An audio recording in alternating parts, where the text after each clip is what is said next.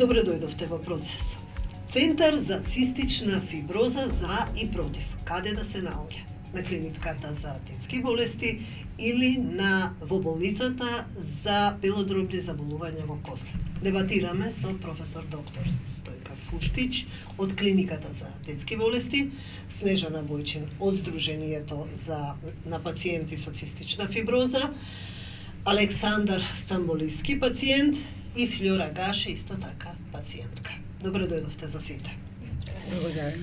Новиот центар за цистична фиброза во време на екс-министерот Бујар Османи беше одлучено да се гради на клиниката, не да се гради, да се оформи на клиниката за детски болести, но со доаѓањето на министерот Тодоров на претходната гарнитура беше одлучено тоа да биде во болницата во Козле. Зошто е таму? Дали му е таму местото? Според мене, цистичната фиброза е една од најкомплексните болести во детската возраст, мултисистемска болест, која зафаќа повеќе органи, значи се работи прво за прогресивна белодробна болест, недостаточна функција на панкреасот и неварење на соодветно варење на храната. Добар дел од пациентите имаат и хепатална болест со ризик од развој на цироза и портална хипертензија. Има цревна дисфункција што може да доведе често до одредени компликации. Со текот на возраста развиваат диабет, еден добар дел од пациентите, остеопороза и други компликации. Практично со возраста може би нема орган кој не може да биде засегнат од болеста. Бидејќи се работи за мултисистемска болест, вообичаено, и тоа се стандарди, центрите да се наоѓаат во мултидисциплинарна установа, каде што можат да се третираат сите проблеми и компликации на болеста. Тоа се специализирани центри во кои треба да работи искусен, мултидисциплинарен тим, со поддршка и од другите специјалности во зависност, значи бидејќи треба експертизи и од други специјалности, некогаш кардиолог, гастроентеролог, ендоскопист, ехографист, некогаш реуматолог, реков кардиолог, потоа торакален хирург и во зависност од компликациите кои може да се појават. Бидејќи се работи за таква болест, мислам дека секаде, или не можам со сигурност секаде да тврдам, бар јас сум била у 5 центри, сите се наоѓаат во склоп на универзитетска клиника. И нашата, мислам, првична идеја и кога дискутиравме и кога секако во консултација со компетентните, со одговорните лица и во Министерството и на клиника и консултирајќи го издруженијето, беше центарот да се гради на клиниката. Дали ќе се одлучиме за посебен педијатриски или посебен адултен центар? Ние имавме идеја адултните пулмолози да се заинтересираат за проблематиката и да ги прифатат возрастните постепено. Така да јас и соработував со еден адултен пулмолог на кој му обезбедивме и тренинг, ја вклучивме во клиничка студија, меѓутоа за жал колешката отиде во приватна болница, така да некако се изгуби интересот каде адултните пулмолози од кога почна тој проект за цистична фиброза во болницата во Козле. Вие сметате дека каде е подобро да бидат? Па ние сега бидејќи вие сте и мајка, јас сум мајка на девојка веќе 16 години, уште малку ќе прави 17 години. Со ЦЕФ диагностицирана е уште од 3 месеци, така да ние живееме со цистичната фиброза, таа е 4-ти член во семејството. Сега кога веќе, иначе морам да кажам дека и кај нас постоеше скепса, кога бевме информирани дека Центарот за цистична фиброза наместо на детска клиника ќе се гради во Козле. Тоа е една блага изјава, повеќе бевме шокирани, морам да кажам. Меѓутоа, седнавме, разговаравме, ни беше кажано и укажано зошто е променет планот за изградба на центарот за ЦЕФ и зошто е донесена одлуката да биде токму во Козле. Меѓу другото ни беше кажано дека во Козле ќе се гради еден сосема нов објект. Тој објект е надвор од централното градско подрачје, а сепак во самиот центар на градот, помеѓу шума, што исклучително многу добро одговара за пациенти чишто најголем проблем се пулмоналните проблеми, пулмоналната болест. Понатаму, сега кога веќе ги имаме резултатите, на таа одлука веќе почна, па не првите, видете таму веќе има над 45 пациенти. Има околу 5 пациенти, мислам, веќе од Косово кои што се лекуваат таму, кои што веќе потпишале. Има ли стручни доктори кои што ќе работат? Има едуцирани, веќе 2,5 години доктори од Козле се едуцираја во различни центри за цистична фиброза во Австрија, во Словенија, во Србија. Тие се пред се пулмолози, бидејќи тие и природно, бидејќи работеа и претходно во Институтот за белодробни заболувања, нивна примерна здравствена дејност е работа со деца со пулмонални заболувања од најразлични. Вие како родител задоволна ли сте? Апсолутно. Моето дете веќе лежеше таму, беше хоспитализирано, 3 недели траеше терапијата, ја однесовме во една исклучително влошена здравствена состојба, ја излезе од таму, со зголемена телесна тежина, со многу добра, многу подобрена белодробна функција и фала му на Бога, ќе кажам, од тогаш до сега е сосема добра. Што велат вашите сознанија? Моите сознанија во однос на тимот, во дефиницијата на центар стои стручен, трениран, искусен тим. Проектот за Центар за цистична фиброза, кој помина на владата и покрај силните обструкции што беа од страна на родителите, практично повеќе од 90% се спротиставија на тој проект, бидејќи председателка на Сдруженијето имаше во тој момент поддршка од само неколку фамилии. Во тој момент поднесе оставка и 9 месеци беше во оставка, бидејќи не доби поддршка практично од сите родители. Родителите сака да останат на клиника. Мислам родителите и пациентите. И бара решение во склоп на клиника. Меѓутоа, сите тие петиции, моето писмо, објаснување дека е ризично да се префрлат болните таму. Писмо до кого? До министерот? До министерот. Тодоров, петициите, барањето на пациентите да се сретнат со министерот не вродија плод. За 2 недели тоа си помина на влада, без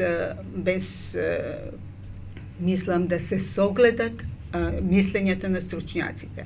Практично можам да кажам дека во ниеден момент министерот не најде за сходно да се консултира со компетентни луѓе, да се консултира со професионалци. Впрочем, тоа беше начинот на работење на претходната влада во сите области, сум сигурна.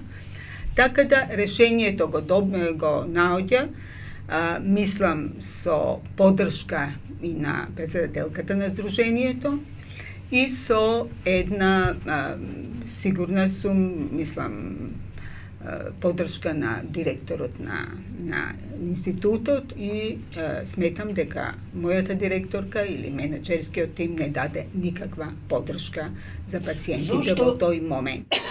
Директорката на детска клиника, тоа е со Амин на директорката на детска клиника, така?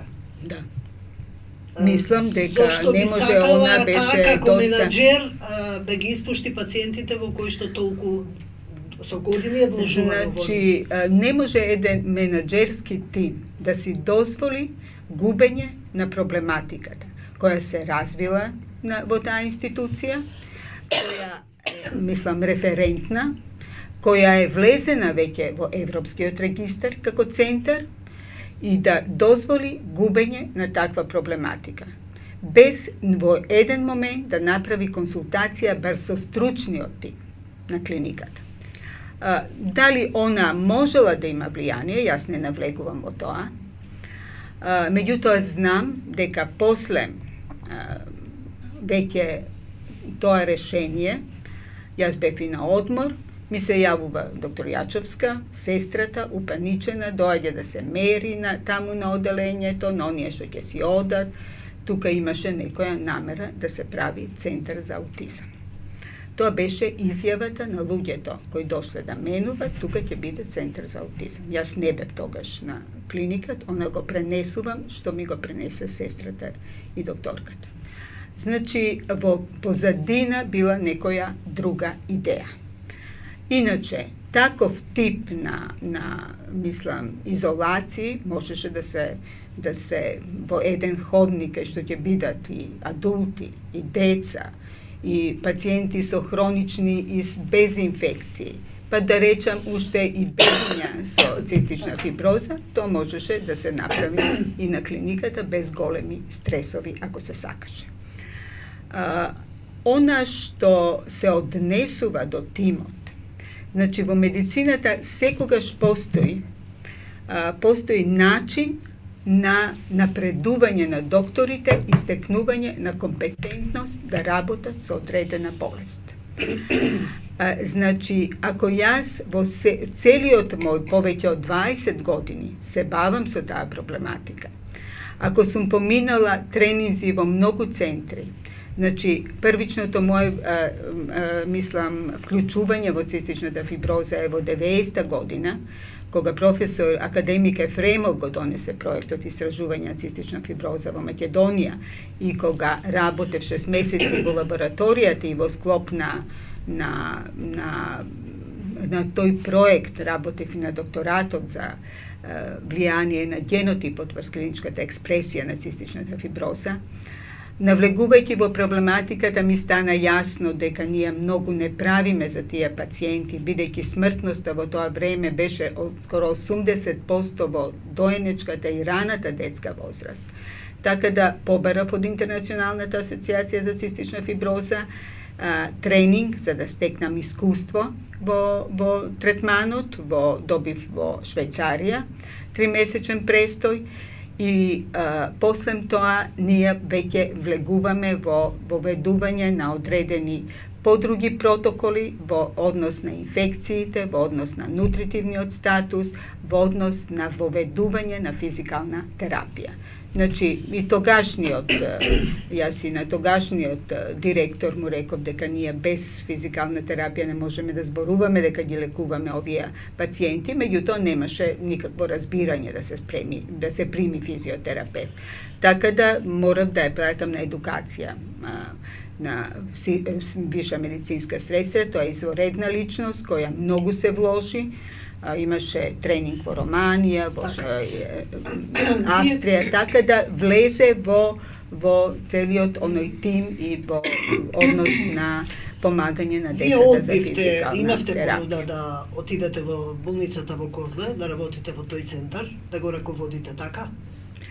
Јас имав понуда, меѓутоа јас и тогаш реков дека ниеден доктор не се чувствува сигурен, мислам, безбеден да работи во институција која не е мултидисциплинарна. Затоа што имате потреба постојано од консултации. Дали со ендокринолог направил диабет, дали направил хирушка компликација, дали прокрварил варикси, тоа е и реков. И затоа реков јас пред да кога ми беше јасно дека нема друго решение, дека таму ќе бидат болните, јас имав средба во министерство, во владата, со советникот на премиерот и со уште една особа од министерството, на екс-премиерот, Александар Митов, и со уште една особа во која се договоривме дека пациентите треба да останат под наша контрола, а тој простор да го користиме за безбедно спроведување на венската терапија кога имаат потреба од хоспитализација. Со текот на времето, значи, ќе се создадеше колешките кои беа назначени да работат, им е соопштено 1 месец претходно дека треба да работат цистична фиброза. Едната беше специјализанка, едната беше 2-3 години специјалист. И можете да замислите што значи целото искуство на тимот по однос на почетници кои треба да почнат да работат. И затоа ние пружевме рака на соработка да помогнеме во создавањето на тој тим и јас се понудив и да одам на визита без никаква, да речам, без никакви други договори, едноставно да помогнеме во целиот...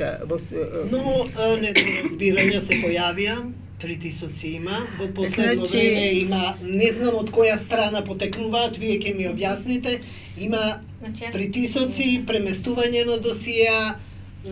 Прво би сакала да кажам дека ние како Сдружение на пациенти, кога беше одлучено Центарот за ЦЕЕФ да се префрли во Козле, пред да прифатиме, консултиравме експерти за ЦЕЕФ од Европското Сдружение на лекари, експерти за цистична фиброза.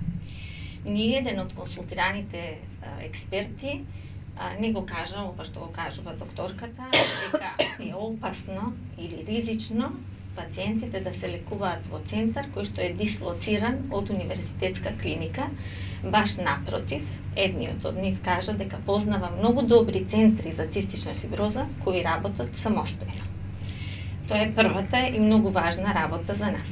Втора работа, растојанието, дистанцата помеѓу Центарот за цистична фиброза и Институтот Козле и клиничкиот центар е 1,6 км го меревме. Клиничкиот центар Козле се наоѓа во Македонија. Тој не е надвор од државата. Соработката помеѓу вработените во клиничкиот центар и сите потребни експерти кои што треба да бидат вклучени во тимот за цистична фиброза е лесно остварлива и е направена и е дефинирана.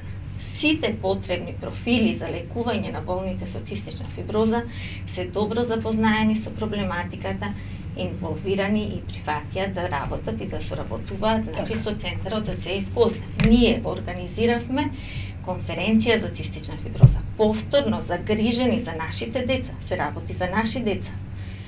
Ги однесовме целиот тим, 14 експерти беа дојдени во Македонија, ги однесовме во Центарот за цистична фиброза Козле, на лице место, да видат како изгледа центарот, како работи центарот, кои протоколи се спроведуваат за болните со цистична фиброза во Македонија, во Центарот Козле. За жал не отидоа во детската клиника, бидејќи професорката, предпоставувам, била зафатена или не би знаела да кажам, но не дојде на конференцијата.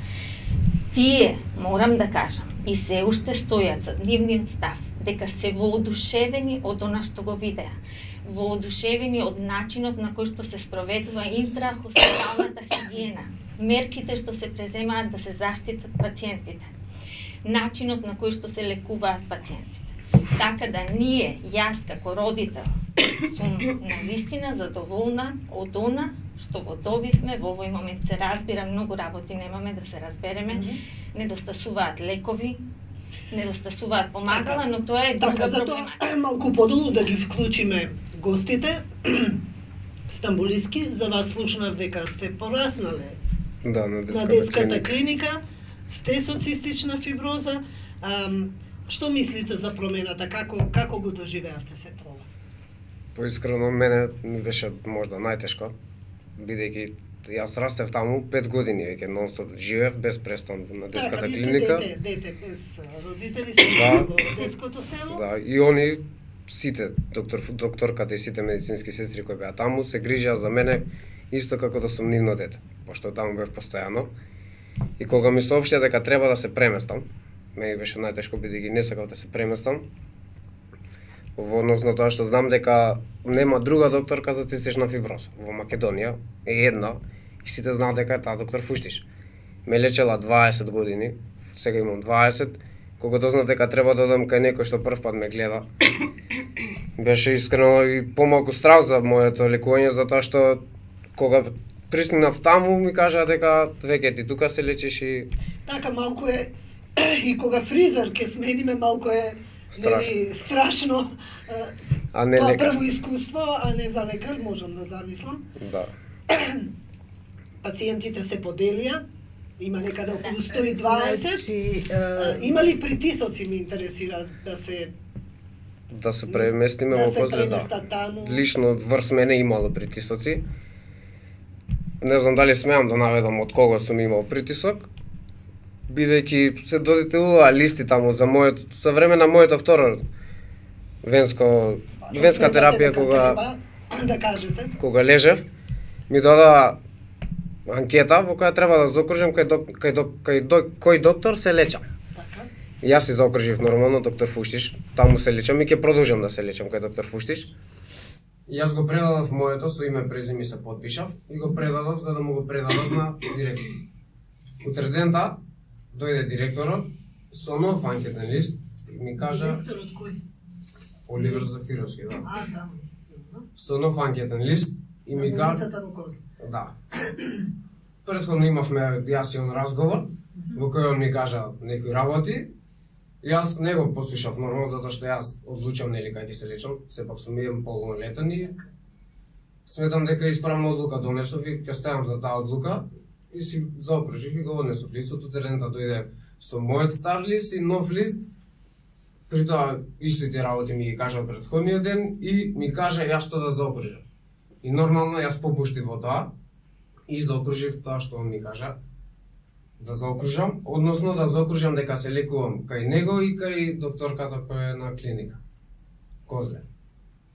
Дека претходниот анкетен лист ми беше поништа. Тука би сакала да додадам дека овие денови има страшен притисок врз пациентите, постојано се јавува, дури настане еден инцидент, во кој секој што ќе дојде да подигне терапија, му се врши притисок. Прво притисокот е дека мора тука да се лекува, зашто зависи од терапијата, дека јас сум минато со тие зборови, постојано се повторува, ќе одам у пензија. Докторката Јачовска, која е доцент и која е исто така сосема компетентна во водењето на болница, не била заинтересирана, ќе останете без лекар. Значи, притисоци, имаме терапија со која ќе ви исчистиме хроничната псевдомонас инфекција. Не знам как работи што не го лекуваат на професионалец. На таков начин да ги вознемируваат пациентите. Каде доаѓаат тие притисоци од директорот и од него и координаторот на Центарот за цистична фиброза, кој воопшто не е медицинско лице. По цел сад ги држи во канцеларијата и тоа е, мислам, тоа го изјавуваат пациентите и можете сето тоа да го проверите, за да тие исплашени дали ќе може да добијат терапија, ако ме заокружат мене, ќе останат без терапија. Значи, на тој начин се сака да се прикаже дека бројката на болни се зголемува.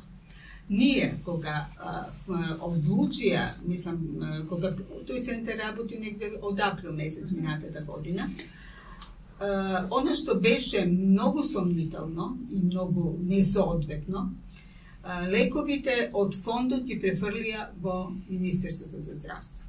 Значи, сите лекови отидоа во Козле, регуларната инхалационна терапија и некои венски. Клиника немате терапија сакате? Немаме во терапија, она што е регуларна инхалационна терапија, која до тогаш ја дававме. Сега, они зависат од тие лекови таму. Така да тоа е еден од притисоците што се прави кај пациентите, за да се префрлат во болницата во Козле. Тоа не е воопшто професионално, сите се вознемирени и дури пациенката која му одговорила јас и во Америка да оди, професор Пуштич ја одам по неа, и тука настанало вознемирување на тој тим и некој инцидент кој не можам да го објаснам.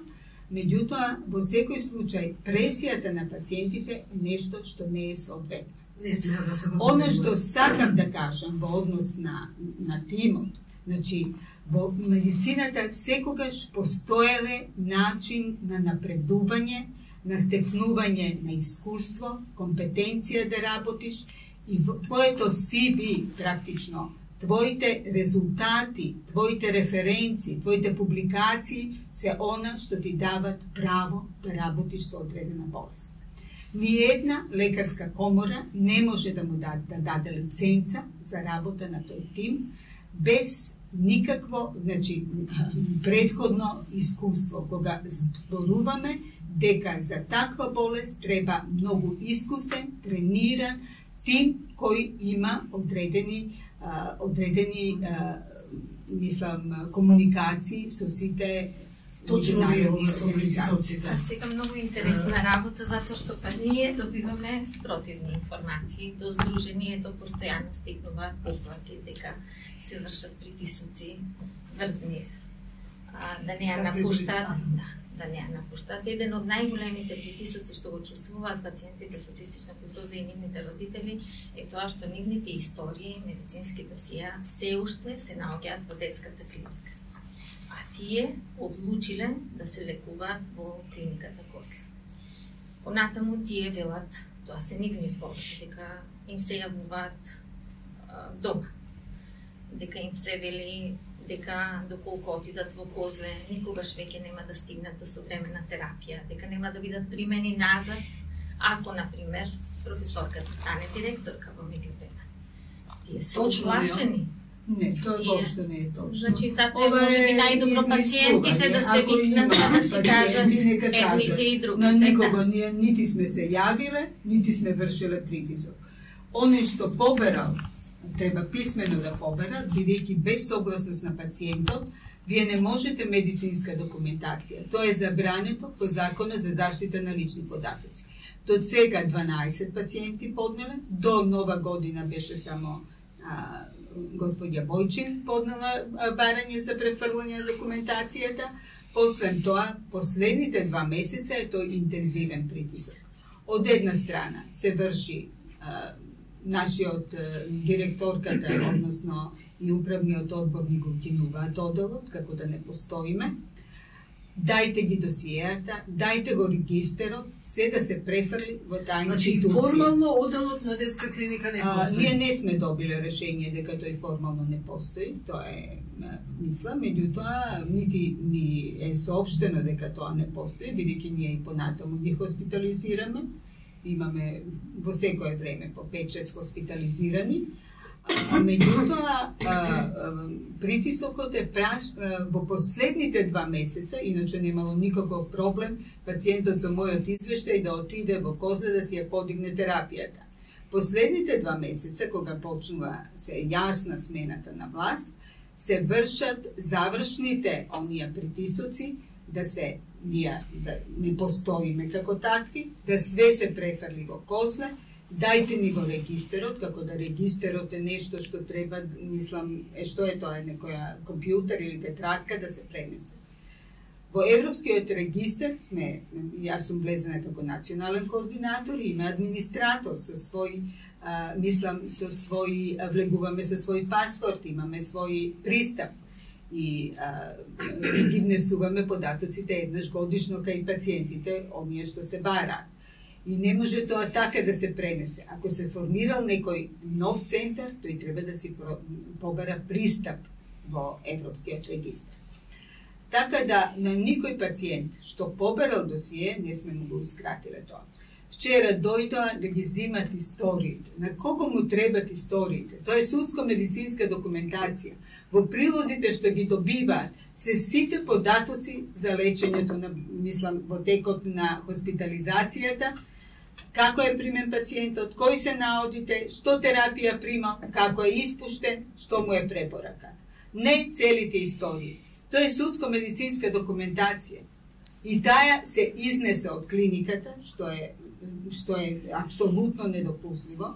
Значи, требаше, зашто му се да ги копира температурните листи и истории. Изнесени со клиника? Јас можам да ви кажам дека јас имам повеќе од 10 пациенти префрлени што се лекуваат во европските центри, луѓето заминуваат заради економски причини. Еве сега Карлос и оди во база. Единствено нешто што му треба е еден лист во кој јас му ја пишувам диагнозата, дијагностичните критериуми, кој е неговијата генетска основа, му пишувам во однос на сегашниот статус, компликациите на болеста и терапијата што е прима. И со тој лист секој цеев доктор ќе го прифати, ќе го процени и продолжи лекување. Ова што се прави сега со историите, мислам тоа е да се направи некој раздор, да се покаже дека ние сакаме да ги не знам, да ги даваме на пациентите, не ги даваме избор. Секој пациент има право на избор. Се взимаат ли историите без знаење и без подпис на пациентот? Јас за тоа не сум упатена, колку не би знаела да кажам нешто што не знам. Меѓутоа, она што знам, морам да кажам дека не се согласувам со докторката Фуштик, бидејќи пациентите, дел од пациентите веќе покрена и значи со помош на адвокат се обидуваат да стигнат до преписите од нивните медицински досија. Во законот на Република Македонија јасно стои дека пациентот има право на препис на целосната медицинска историја и тоа е и тоа како значајно за пациентите, особено оние пациенти кои што имаат хронично заболување како што е цистична фиброза. Тие пациенти, значи ги има мислам околу 15 или не, значи јас не водам евиденција, 12, нека се согласувам со бројката. Значи тие поднесоа барање и се уште не добиле преписи целосни од нивните медицински досија. Се многу револтирани, постојано се јавуваат во здруженијата. Им било кажувано да се симнуваат на оддел, а на оддел постои опасност да добијат инфекција несакана, која што може да биде и живото загрозувачка. Им се советува, па тие затоа се префрлија во Козле, за да не доаѓа веќе до такви ситуации да добиваат несакани инфекции. Значи, да ја завршам, добива инфекции заради несоодветни услови, токму заради несоодветните услови, ние со професорката уште пред 15 години го започнавме идејата за изградба на соодветен центар за цистична фиброза, каде што пациентите нема да бидат изложени на такви опасности какви што се во постоечките услови на детската клиника. Значи, таму просторните можности се апсолутно несоодветни за болни со цистична фиброза. Значи, тие родители се страшно револтирани, нив им се кажувало да се симнат долу па да бираат што им треба од медицинското досие. Тие велат, ние го сакаме целото медицинско досие. Тие не се доктори па да бираат, не е тоа пазар, нели, па јас ќе одберам, ова ми се допаѓа или она ми се допаѓа. Значи, пациентите имаат, според законот, право на препис од медицинската историја. Во странство, тие одат, предпоставувам, во некој центар, веќе со историја, кој што работи со години. Да не забораваме дека во Македонија сега почнува да функционира центар за цистична фиброза. На тој центар му требаат податоци. Колку пациенти се, која е проблематиката. Значи, таму ќе има тим кој што ќе ги обработи тие податоци во интерес на пациентите, за да се направи стратегија за понатамошно подобрување на третманот на болните со цистична фиброза. Во спротивен случај, без медицинските досија кои одат кај доктори, да не забораваме, тие не одат кај лаици, значи без тие податоци, тој центар исто како да почнува од нула, како да сме избришале се што било претходно во овие 20 години и сега, нели, од почеток пациентите од првиот ден на третман. Да ја вклучиме и Флора, јас избирам. Флора е ученичка во средно медицинско физиотерапија со цистична фиброза, со подмалечка, така? Од 3 месеци. Како го доживеа сето ова?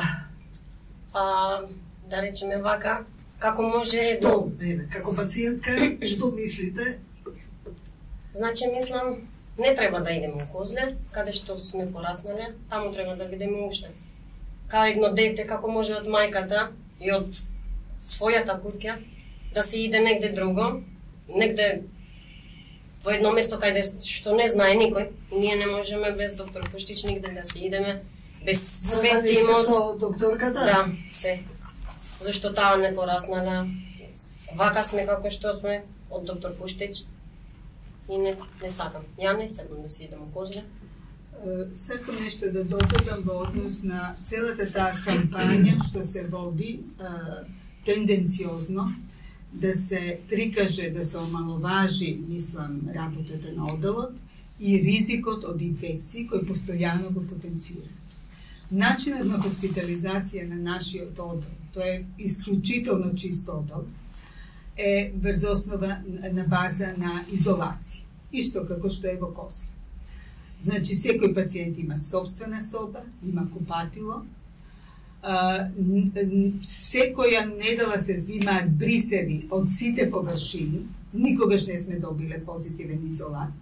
Значи, исклучително се чисти, тоа се така, тоа е целата, мислам, целата кампања за да се отвори тој центар, беше за заштита од инфекции.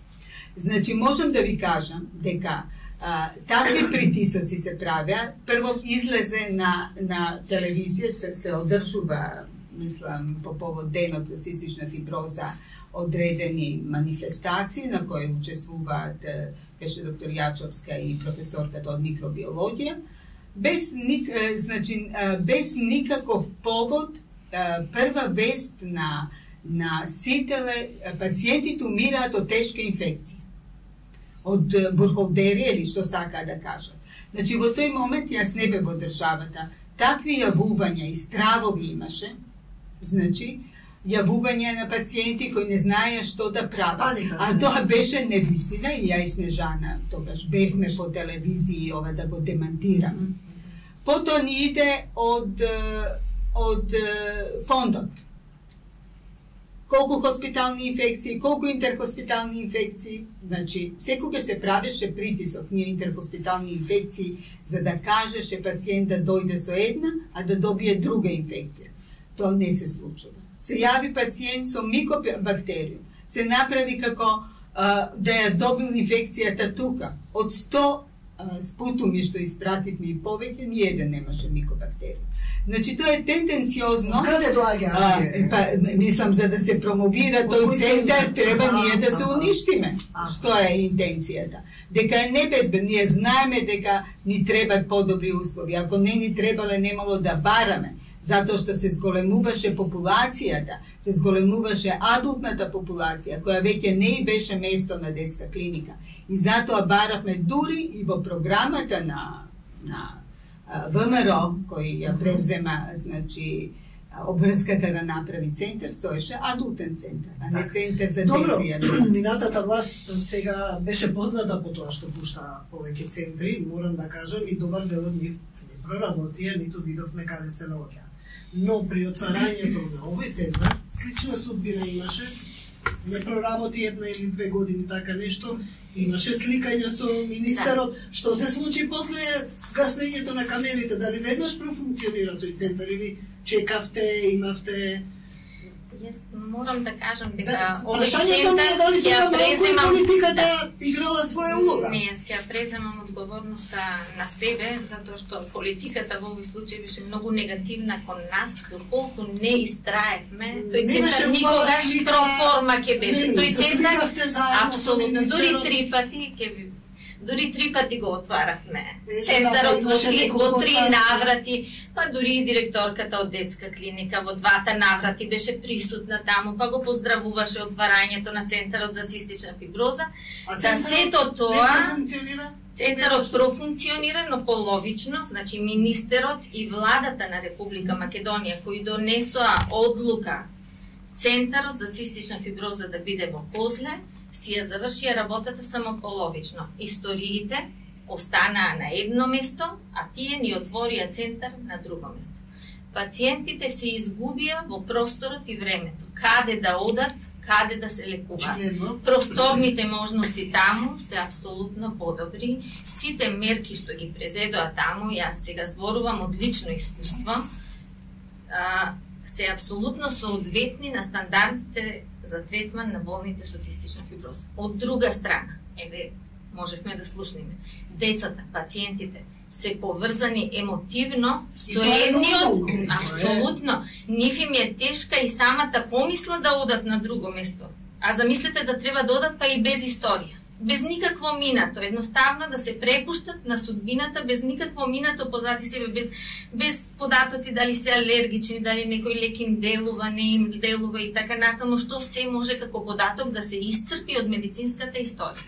Значи, ние сме изгубени во просторот и во времето, но би сакала да ја поздравам. Значи, јас сум сепак среќна со исходот. Ние сега имаме центар за цистична фиброза. Ја имаме професорката која што се одлучи да остане во детската клиника заедно со целиот тим. Ние практично, веројатно не планирано од владата, но имаме двојна добивка. Добивме нов современ простор во кој што можат да се префрлат оние што сакаат да се префрлат. Добивме второ мислење. Секој што е незадоволен може да се врати кај професорката, да ја праша за мислење. Тоа може да се лекува на детската клиника, а ние би сакала да потенцирам да ја искористам можноста, тоа е многу важна. Се согласувам со професорката. Не може инхалационата терапија да се подига од болница. Значи, тоа е инхалационна терапија на антибиотици. Антибиотиците и предходно си веа на фондовската листа. Апелирам во овој момент, веднаш, најургентно, инхалационната терапија да се врати таму каде што беше на фондовската листа.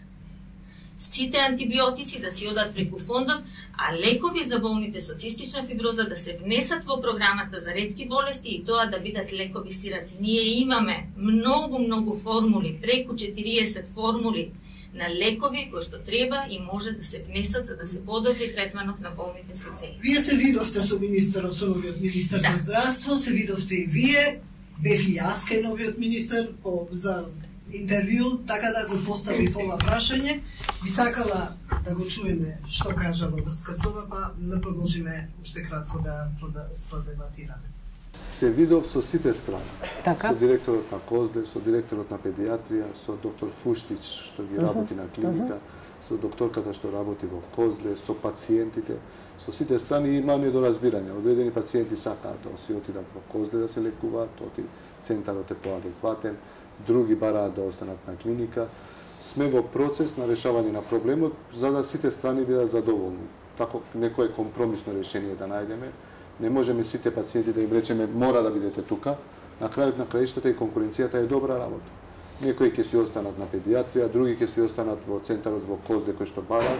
Повеќето од тие што јас комуницирав, бараат да одат во новиот центар кој што е изведен во Козле. Ќе видиме. Еден дел па може пациентите и да се движат, ако не се задоволни од еден центар, може да одат во другата која што функционира веќе повеќе години и ја води многу компетентно една професорка која што работи со таа патологија, така да ќе им дадеме на пациентите нека функционираат двете центри, нека изберат кај ќе одат. Меѓутоа не смеа да има тензии кој кај ќе биде. Значи, ние како пациенти смееме да избираме и добро е кога имаме избор. Лошо е кога нема избор. Може ли ваков компромис? Може ли да се направи ова што го кажа министерот? А сепак да се функционира добро и да не биде на штета на пациентите и да бидат задоволени и двете страни? Сигурно дека може. Она што е многу битно е соработката. И двете млади докторки не почитуваат и се борни за соработка. И ние, и тој го рековме, ние можеме да имаме заеднички состаноци на кои ќе ги разгледуваме пациентите. Она што е транзиција на болните. Јас сум го предавала тоа и на пулмолошкиот конгрес и на нашите конгреси. Значи, треба да се свати, транзицијата не е трансфер. Тоа е постепен процес, во кој треба и двата тима да соработуваат, за да пациентите безбедно се префрлат од еден до друг. Кај нас ова префрлање е малце, како да ви кажам, несоодветно, затоа што пациентите, практично педиатриските, кои ќе достигнат адултна возраст, треба да се префрлат во адултниот центар. И постојат така наречени транзициони клиники, кои функционираат повеќе од година, во кои двата тима ги гледат пациентите, за да пациентот стекне доверба во новиот доктор и за да не се на таков начин, мислам, врши одеднаш дајте ги ова, одиме ние таму. Такви резови не постојат за ваква хронична болест. Дури ако се сет во, например, кој мојот прв престој во 94-95 во Швајцарија, тогаш уште се одвиваше процесот на транзиција, иначе не е вообичаено педијатрите да водат и адултни со цистична фиброза. Адултните пациенти во попладневните часови одеа, по попладне има закажано кај своите педијатри. Они тешко се одвојуваат од докторот кој ги водел. Сакам да кажам, такви резови не се соодветни за ваква хронична болест. Затоа велиме, транзицијата треба да биде постепена и да постои соработка меѓу тимовите. Мислам дека тоа може да се направи само ако постои разбирање, а не исклучоци. Јас сосема се согласувам со зборовите на министерот. Сметам дека е тоа вистинската одлука. Сметам дека сепак доколку почнат да соработуваат така тесно двата тима од детската болница и од Козле, пациентите ќе ја изгубат придобивката. Тимот од Козле веќе почнат да соработува со Европски центри за цистична фиброза и веќе прават консултации постојани со нивните тимови. Сметам дека е добро, а пациентите се очигледно задоволни од третманот што го добиваат од стариот тим. Сметам дека е подобро да останат двете школи, школата на професорката и новата школа на Институтот Козле. Да нема соработка тесна? Да нема соработка, за да може пациентите да донесат правилна одлука или да воопшто донесат одлука или да слушнат второ мислење. Ако има соработка, вие немате второ мислење. Вие имате повторно единствено мислење, а ние како пациенти најголемата придобивка наша е да добиеме, да слушнеме второ размислување, втор начин на лекување. Па да процениме, значи, таму се работи, значи таму, она што професорката го кажува, таму тимски се носат одлуките. Значи имаме една тимска одлука. Во рамките на детската клиника имаме европските доктори. Па се консултираат, се консултираат. Јас не знам дали во вашето лекување се консултирани странци. Значи, нека се кажат пациентите. Во моето јас дека првиот пат кога лежев, примав лек од кој се исфрлав. Првиот кој го контактира во однос на моите сонови беше доктор Фушич. Не беше никој од здравство. Толку имам да кажам колку е стручна докторка. И сепак мислам дека треба да има соработка, затоа што прво не треба ние пациенти да се делиме. Пошто сите имаме иста болест, сите исто овакото, сите иста мака делиме што се ига. Така да сепак треба да има соработка меѓу нив, меѓу докторките и двата центри. А ние самите да се избереме кој каде ќе се лиши, нели секој си има право на избор, кој сака да остане, ќе се остане, кој сака да оди во Козле, ќе се оди во Козле. Фиора? Само сакам да се кажам нешто. Пациентката Дијана, има една пациентка со цистична, била у Козле, не знаела ни да боцкат. И шо болница ќе биде тоа? Така ли, пренесе дека не да боцкат? Затоа велам, најдобро е да се задржи интегритетот на клиниките, има од друга страна многу болни кои велат што веројатно е навикната на лекувањето на клиниката Па и подобро е доле, како горе во Козле. Затоа велам, затоа треба да остане интегритетот на двете клиники, оти пак таму има други пациенти кои велат дека им е страх, дека ќе има реперкусии врз нивниот третман, доколку повторно дојдат во контакт со стариот тим, за да излеземе во пресред на сите пациенти, на овие што се презадоволни од докторката, кои што де факто постојат, и на оние кои се уплашени што ако повторно дојдат во контакт со стариот тим, значи ние мора да им удоволиме, како што рече министерот, и на двете страни. Да им овозможиме лекување на овие со новиот тим, на овие да си продолжат со стариот тим. Кој што ќе одлучи дека сака да проба нешто ново, ќе може да отиде или да се врати назад во старото место, или да си продолжи да се лекува, или обратно, нели ако се лекувал таму, па да отиде да проба, апсолутно. Јас може ли да одговорам на ова? Во случајов, значи, ни се наметнуваат родителите кои треба да го организираат лекувањето. Значи, компетентноста уште еднаш повторува. Да некој работи и лекува одредена болест, треба да ја одлучат професионалците. Тога е лекарската комора, а не пациентот да рече јас сакам мене да ме лечи ова. Сте се обратиле ли во лекарската комора? Јас сега не сум се обратила. Меѓутоа, компетентноста не може ќе се обрата. Значи, да ја превзема одговорноста за лекување на болеста, произлегува од неговите резултати, неговото искуство, а не може ние од сега ќе не лекуваат и ќе се консултираме со странци. Странците не се секогаш присутни и ќе имаме второ мислење од странци.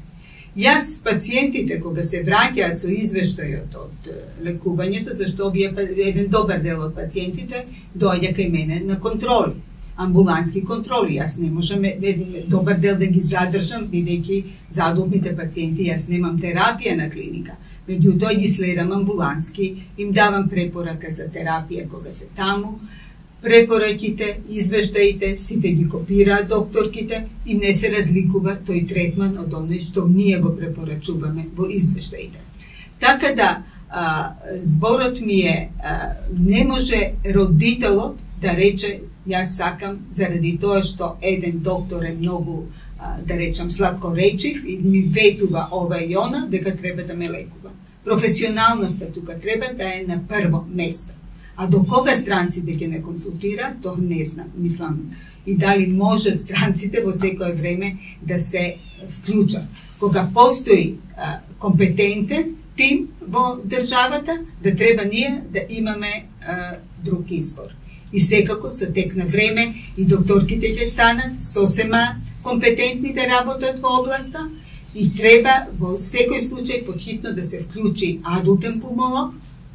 Адултен пулмолог во Козле во секој случај не може да се запосли, тој нема да се запосли во детска болница, меѓутоа треба да се вклучи во третманот на возрастните пациенти, така да со текот на време да ја превземат пулмолозите, адултните пулмолози одговорноста за адулт. Сакам само една исправка. Центарот што е регистриран во Козле е центар за деца и возрастни со цистична фиброза, што значи може законски да се запосли. Може, меѓутоа нема да се запосли, бидејќи со мал број на болни он не може да оствари учинок. Тоа е друго, дали ќе сака е друго, а законски може да се запосли. Центарот има опремение, има современо опремение. Кој финансираше во тој центар? Не би знам.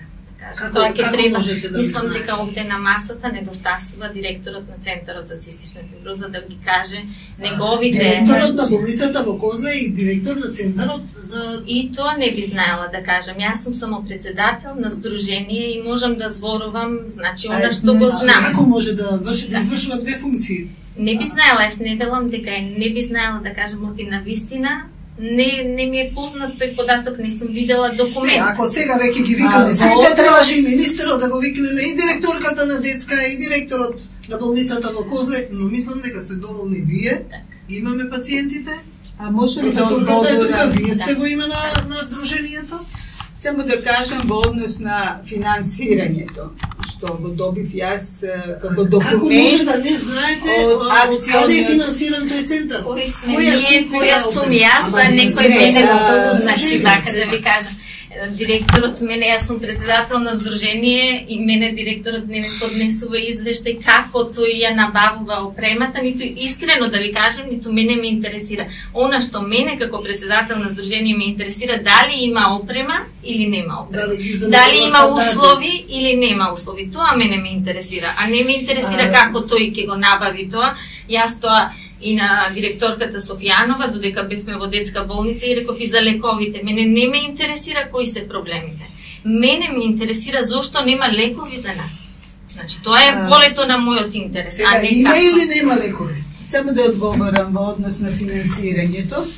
Значи, јас не го добив акциониот планот на министерот и оно што помина на владата во однос на центарот, меѓутоа вие го добивте планот и ми го препративте на мейл. Значи, финансирањето, практично нема некое финансирањето, околу 20.000 евра, при што се предвидува од купување на повеќе лабораториска одредена опрема и некоја апаратура за, како например пулс оксиметар, инхалатори во тој смисол.